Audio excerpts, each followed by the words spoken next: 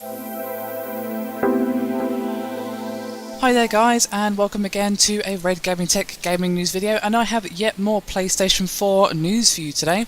It seems since the PlayStation meeting that Sony held a few days ago, the news has been pretty much exploding with new revelations concerning the PS4, which is always good, and it seems that the PlayStation 4 may make use of anti-piracy measures after all.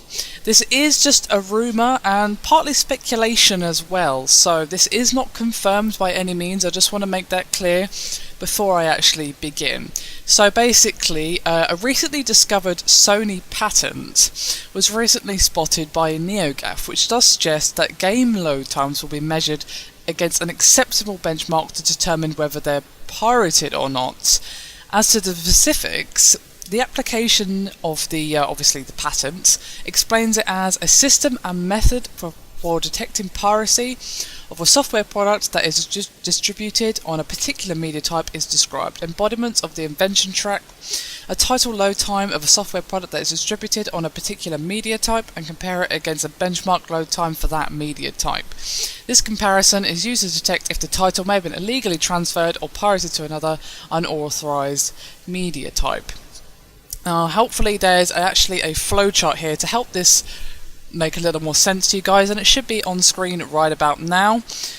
So that will hopefully explain it a little better, because that was a whole lot of jargon. But basically, from what I understand, it basically just measures the time it takes to install, load, acquire how long it takes to load the title, compare the actual load time to the benchmark. If it's within the acceptable time range, collect the user ID, sign them in, and execute the game. And if not, the user will be blocked.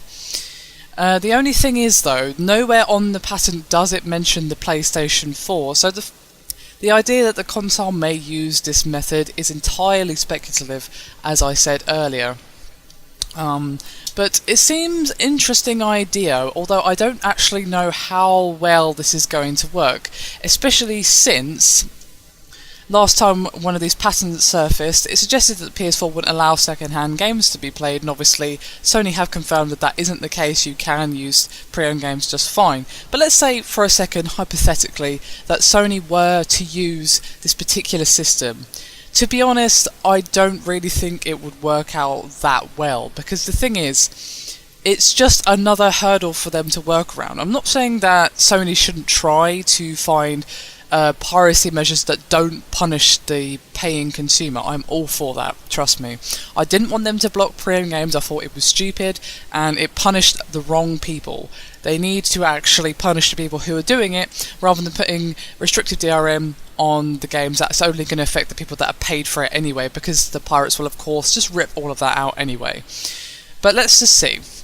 Say you're a pirate, okay? And your job is to make games, illegal games run on a system.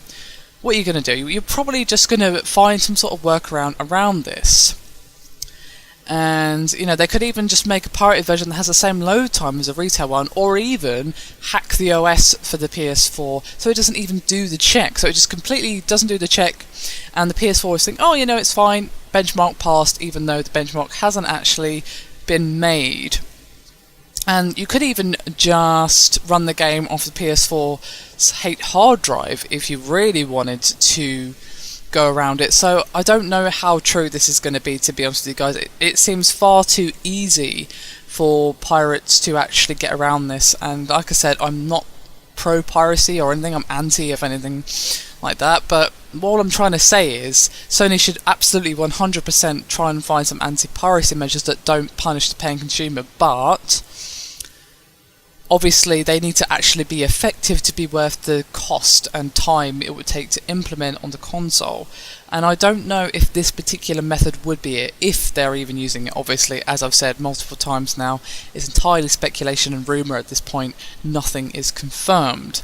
It seems less than likely that this will be true, especially considering that PS4 patent for the pre-owned games nonsense turned out to be completely false. And this probably will turn out to be as well, but I thought it was an interesting topic to discuss. I mean, I don't really know how I personally would try and tackle the issue of piracy. It's not as big of a deal on consoles as it is on PC, but it is still a problem. Anyone who says otherwise is just fooling themselves, to be quite honest with you. And something definitely needs to be done that doesn't punish the paying consumer, but what could that be? I honestly don't know. It's a really, really tough one. I like the theory behind this. I just feel like they would need to beef it up considerably to make it so they can't just easily work around with the methods I've already said. So yes, that's pretty much me done for this video. Hope you found it interesting and somewhat helpful. As always, I do want to hear your thoughts on this. I mean, what would you think of this anti-piracy method if Sony were to implement it? And if they weren't going to implement this, how would you want them to try and limit piracy without punishing you as the consumer? That is my question to you. I honestly can't think of anything offhand, but maybe you guys will have some ideas rattling around in your minds. Anyway, thank you very much for watching, and I'll see you again next time. Bye for now.